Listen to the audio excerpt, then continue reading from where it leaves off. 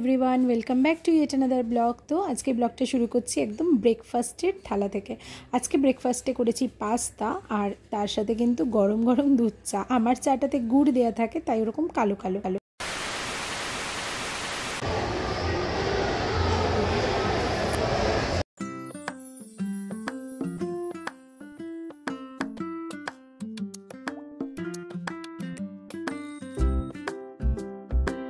এখন আমরা এসে গেছি মানি স্কোয়ারে, একদম টপ ফ্লোরে যেটা ফুড কোর্ট আছে সেখানে। এখানে কিন্তু এখন একটা অফার চলছে, যা নেবেন যা খাবেন সব কিছু কিন্তু 99 অনলি।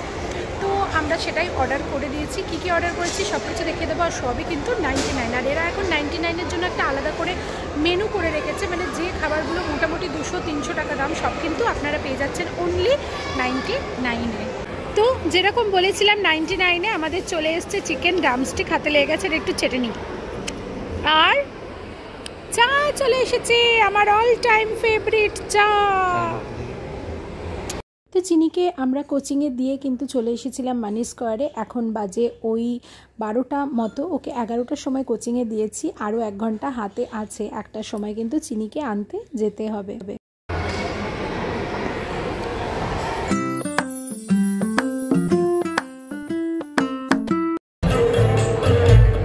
বেরোনোর সময় দেখতে পেলাম এখানে এরকম একটা কন্টেস্ট হচ্ছে, কন্টেস্ট হবে আর আমি পার্টিসিপেট করব না। তো একটা গান চালিয়েছে আমির খানের ফানা মুভির গান। তো প্রথম 2 লাইন শোনানোর পরে পরের লাইনগুলো গাইতে হতো, তো আমি হাত তুলেছি, আমিই গেছি। পুরো গানটা তো দিতে পারলাম না কপিরাইট ইস্যুর জন্য। তো যাই হোক, এই গানটা কিন্তু আমি পুরোটাই জানি, মোটামুটি আমি অনেক গানই কিন্তু পুরোটা জানি, জানেন তো। তো আমার গাওয়ার পরে কিন্তু ওরা বাকি লাইনটা চালিয়ে এবার সবাইকে শুনিয়ে দেবে যে আমি ঠিক গেছি না ভুল। তো আমি কিন্তু ঠিকই গিয়েছি, আমি নিজেও জানতাম যে আমি ঠিকই গিয়েছি। তবে আমি তো আর গায়িকা নই, আর গান কখনো শিখিনি, তাই গলার আওয়াজটা কিন্তু এমন কিছু একেবারেই নয়। একটু স্ক্রিনে তাকাও সবাই।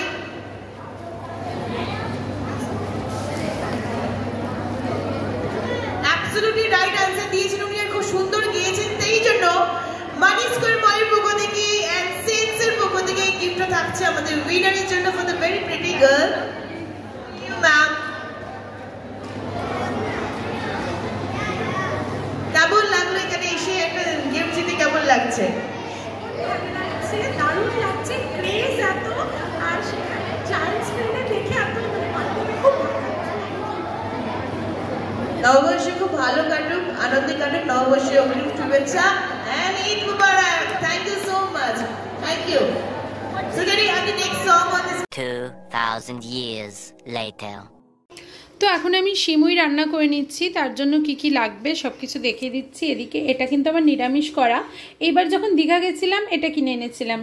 যে কোনো রান্না যেটা আমি ভাবি যে আমার গোপুসোনাকেও দেবো, আমি কিন্তু নিরামিষ করাতে করি। তো এখন এই কড়াটা গরম হয়ে যাচ্ছে, আর এদিকে জল বসিয়েছি, কারণ একটু গুঁড়ো দুধ আর একটু মাদার ডেয়ারি দুধ দিয়েই কিন্তু আমি সিমুইটা করব। এই জলটা গরম হয়ে গেলে এতে আমি গুঁড়ো দুধ কিন্তু গুলে নেব।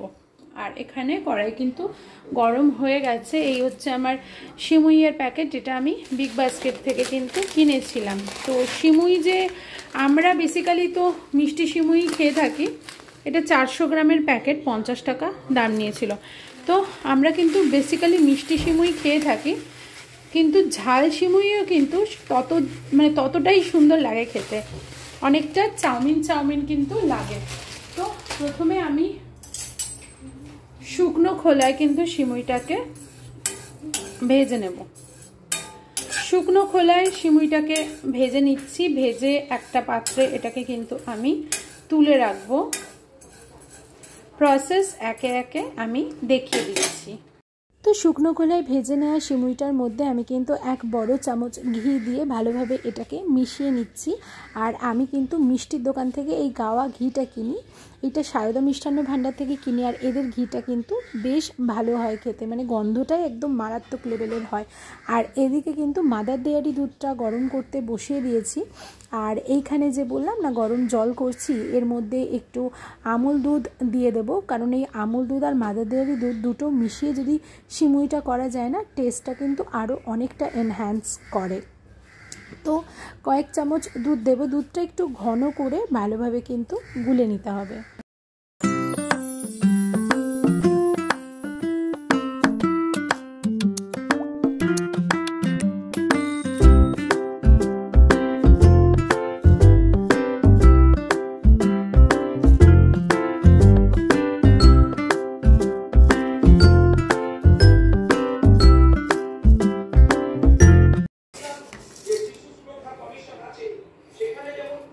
দুধটা যখন ফুটে উঠেছে দুধের মধ্যে কিন্তু দুটো এলাচ দিয়ে দিয়েছি। এইবার কিন্তু শুকনো খোলায় ভাজা সিমইগুলো একে একে দুধের মধ্যে কিন্তু দিয়ে দেব এবং দেওয়ার পরে কিন্তু এটাকে ক্রমাগত নেড়ে যেতে হবে, না হলে সিমই কিন্তু দলা পেকে যাওয়ার একটা সম্ভাবনা থেকেই যায়।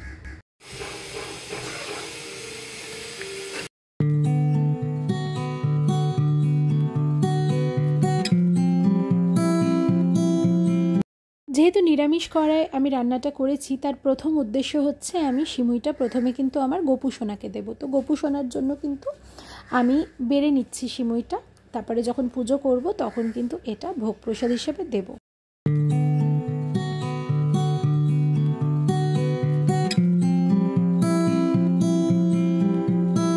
এবার কিন্তু একে একে আমি ভোগের আরতি করে নিচ্ছি। প্রথমে ধূপ দেখিয়ে নিলাম, এরপরে কিন্তু আমি এই যে প্রদীপটা জ্বালিয়েছি এইটা দিয়েও আরতি করে নেব।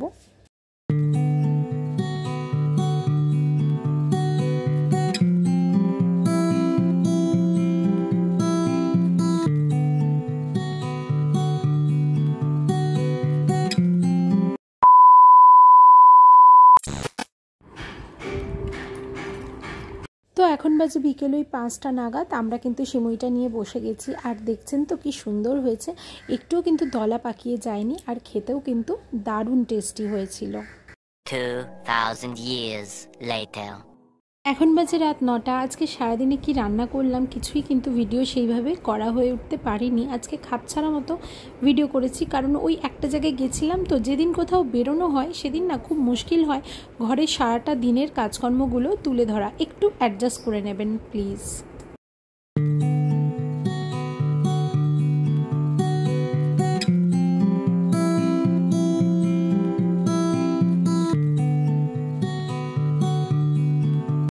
তো রাত্রিবেলা গোপুসোনাদেরকেও কিন্তু ঘুম পাড়ানো হয়ে গেল, আর চিনি আজকে কিন্তু পকেট মানি পেয়েছে, তাই ওকে আমরা শিখিয়েছি ওর পকেট মানি থেকে 50% অ্যামাউন্ট ও কিন্তু এই যে লক্ষ্মীর ভার এটাতে কিন্তু জমাচ্ছে, আর ওর সাথে করে আমরাও কিন্তু যতটুকু পারি এটা দিই।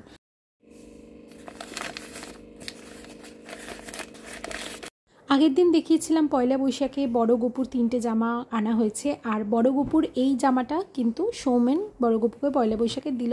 এখন তো গোপুরা ঘুমিয়ে পড়েছে, তো এটা কিন্তু মানে ওই 4টে টোটাল জামা বড় গোপুর হলো, আর আগের আরও 2টো জামা ছিল। বড় গোপুরটা তো নতুন আনা হয়েছে, তাই বেশি ওর এখনও কিন্তু জামা হয়ে ওঠেনি। আজকের ব্লগটাও কিন্তু আমি তাহলে এই অবধি রাখলাম। চ্যানেলটা যদি ভালো লেগে থাকে তাহলে সাবস্ক্রাইব করে দেবেন, আর কিন্তু সবাই খুব ভালো থাকবেন, আর থ্যাংক ইউ ফর ওয়াচিং।